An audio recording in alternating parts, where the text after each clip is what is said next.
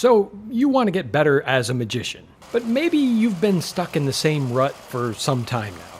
How would you not only like to get out of that rut, but elevate your art and your craft to exciting new levels? In this episode, we're going to talk about 3 habits that, if applied, will change you as a magician for the better. There's a bit of something for everyone. Maybe you're a magician who's not really in a rut, but you still would like to enhance your development. Some of you may just like studying magic, and that's okay too. What I'm going to share will still apply to pretty much everyone.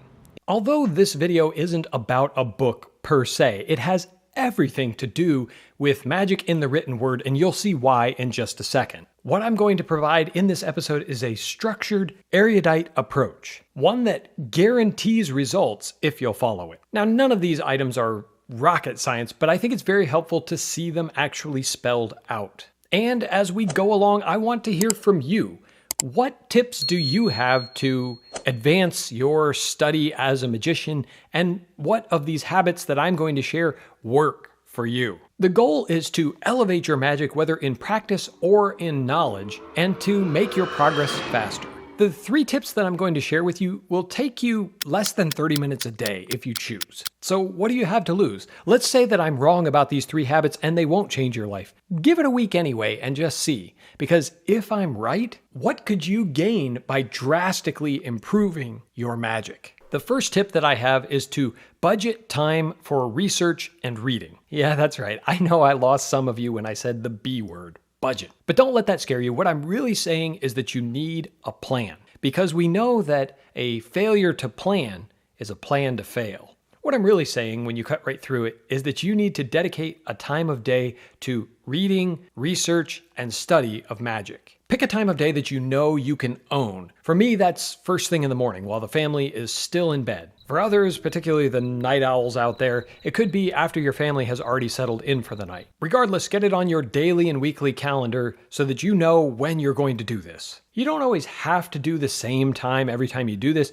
but I think that, like most things in life, the more consistent you are, the better the results you'll see. I'm not advocating for a very long period of time here. In fact, I would suggest that you start with just 5 minutes and work your way up as you're enjoying the reading or getting something from this buildup of habit. I'm going to encourage you to get out a piece of paper and a pen right now and write down the time that you think might work for you and schedule to do it tomorrow. So what are the benefits? If you're watching this channel, you already know that reading can open your mind to completely new possibilities, and it allows you to evaluate the material in ways that other mediums just can't offer. It allows your mind the freedom and space to connect previously unconnected ideas and will expand your creative efforts. This is a great time to get out your journal and take notes about the things that you're learning. If anything is interesting to you, write it down. While not strictly necessary, I recommend for best results that you find a consistent, quiet place to do this reading and research. The key is to shut out distractions. At the very least, you'll want to put your phone on silent or airplane mode so that you're not drawn in by somebody texting you or some sort of notification popping up on your screen, because we all know that these devices are intended to be sticky. Once you're in here, you're going to lose sight of what you were starting to do. You want to make progress on your magic. So with that in mind, try to pick a low or no traffic area of your home or somewhere else where you can get some quiet with just you and a good magic book. In my plan, habit number 1 will only take about 10 minutes of your entire day. Of course, if you can dedicate more time than that or you're enjoying it, then feel free to do so and alter the plan as you see fit. Tip number 2 is to spend time practicing. After all, what good does reading do if you don't spend time trying the tricks out? The first part of this habit number 2 is to review the tricks that you already know and perform, the ones that you're comfortable with. As you're growing as a magician, it can be easy to forget everything you've learned at one point, so keep this in your journal with a list of the tricks that you already know and could perform, as well as the source where it came from, so that if you need to brush up on something or need just a quick refresher, it's easy enough to grab that journal, go get the book, and you'll know exactly what you need to look at to get back up to speed. But for these tricks, the ones that are going to be the core of your repertoire, the ones that you know, you want to perform them from start to finish like you were performing it for an audience. We call that rehearsal. Now, you don't have to practice all of the tricks that you know every day, so make this a list and figure out a system that works for you on how to cycle through the tricks over a period of time. The advantage of this is that this is going to help you so that when you're given the opportunity to perform, you're confident and you know that you're ready to give your best effort to an audience that deserves to see this piece of magic. In my own personal routine, this part is about 5 minutes. Now, just as important in this practice regimen is that you keep a list of the tricks that you want to learn. If you're like most magicians, myself included, there's always something out there that you're reaching for, that you're wanting to learn and get better at. So to help you decide what to study, make a list of those tricks and then put them in some sort of prioritized order. There are a lot of ways to figure out how to prioritize things, but since the goal right now is to have fun in the early stages, put the things that will give you the most joy at the top of the list and don't be afraid to rearrange things as you encounter new items. As you're learning these new tricks, you're going to want to break them down into smaller bite-sized chunks. So if there are new sleights that you don't already know how to do, then make that part of the subcategory under learning this trick so that you can take each one at a time. Practice those individual components or sleights and only put it all together into that rehearsal that we talked about before when you're comfortable that you have all of the individual pieces down cold. Start with a small amount of time. You don't need to add 3 new tricks every day, so just take 1 trick every day and practice the different components of it, and you'll kind of baby step your way into some significant progress over a period of time. Consistency is the key to success. Baby steps. Baby steps. Baby steps.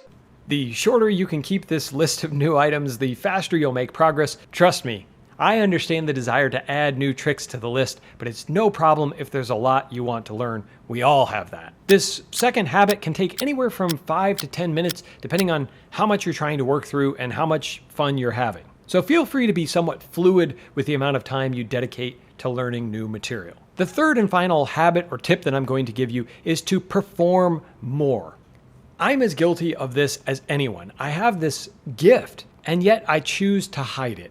As magicians, we're able to totally change someone's day by sharing an amazing piece of entertainment, something unique that they've probably never seen before. But often we're kind of reluctant to do that, and I think that it stems back to parts 1 and 2 of the habits that we're trying to form, because researching and knowing your stuff and then putting in the time to work through it builds confidence, so that when someone asks you to do a trick, you're not racking your brain for something that you haven't thought about in months. You've already built up habit 1 where you're reading, researching, and reinforcing. Habit number 2, you're already working on the material, practicing the old tricks, keeping the knowledge there and in workable format, and learning new things so that you have something that you can work in. But performing the magic is an essential part of growing as a magician, because you'll want to solicit that feedback about what's actually working for you and your performance style. You want to try to get new material in front of as many people as possible. So this could mean that you perform it at work,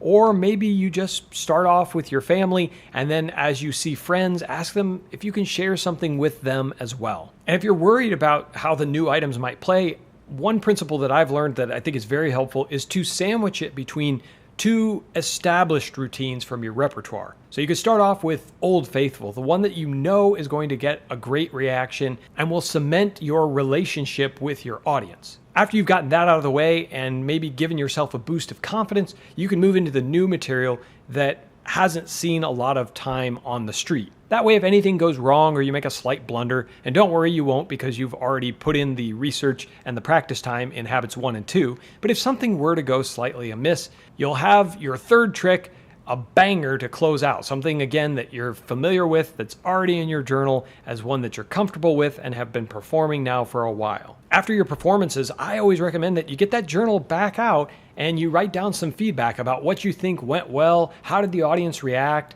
Is there something that maybe you need to take note of or need to think through so that you could take it back to phase 1? Is there some research, a different sleight? Is there a different version of this trick? Did you miss something in the steps that you were working through?